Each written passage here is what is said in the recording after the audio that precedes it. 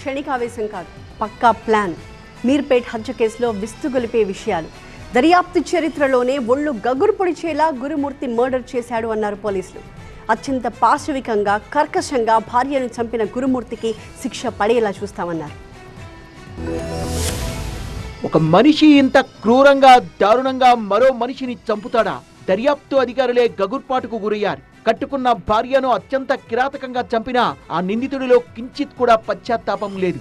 మీర్పేట హత్య కేసును ఛేదించాక పోలీసులు చెప్పిన మాటలివి. ఇక్కడ కనిపిస్తోన్న ఇతను గురుమూర్తి. గురుమూర్తి అనడం కన్నా క్రూరమూర్తి అంటే సరిగ్గా యాప్ట్ అవుతుంది. భార్యను అత్యంత కిరాతకంగా చంపేసి శరీర భాగాల్ని నరికేసి స్టవ్ పై కాల్చి పొడి చేసి చెరువులో పడేశాడు ఈ దుర్మార్గుడు. తెలుగు రాష్ట్రాల్లో సంచలనం సృష్టించిన ఈ కేసును సైంటిఫిక్ ఆధారాలతో ఛేదించారు పోలీసులు. నిందితుడు గురుమూర్తిని అరెస్ట్ చేసి BNS 103(1), 238, 85 సెక్షన్ల కింద కేసు నమోదు చేశారు. హత్యకు ఉపయోగించిన 16 వస్తువుల్ని స్వాధీనం చేసుకున్నారు. సంక్రాంతి పండగకు వెంకటమాధవి, గురుమూర్తి తమ పిల్లల్ని తీసుకుని బంధువుల ఇంటికి వెళ్లారు. ఈ నెల 15న పిల్లల్ని బంధువుల ఇంటి వద్దే వదిలేసి వెంకటమాధవి, గురుమూర్తి రాత్రి ఇంటికి చేరుకున్నట్టు CCTV ఫుటేజీలో గుర్తించారు పోలీసులు. 16న ఉదయం మాధవితో అకారణంగా గొడవ పెట్టుకుని తీవ్రంగా కొట్టి తలను గోడకేసి బాదాడు గురుమూర్తి.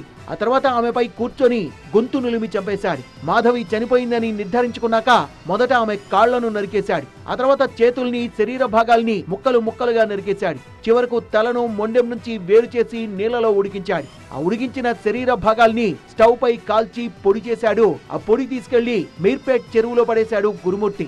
తీసుకెళ్లి గోడకు ఆవిడ తలను స్మాష్ చేశాడు, గట్టిగా కొట్టాడు గోడకి. She fell down. అప్పుడు పైన కూర్చొని గొంతు నులిమేసేసి ఆవిడ చంపడం జరిగింది. ఈ బాడీ బాయిల్ చేసిన పీసెస్ని మంటలో పెట్టి కాల్చాడు.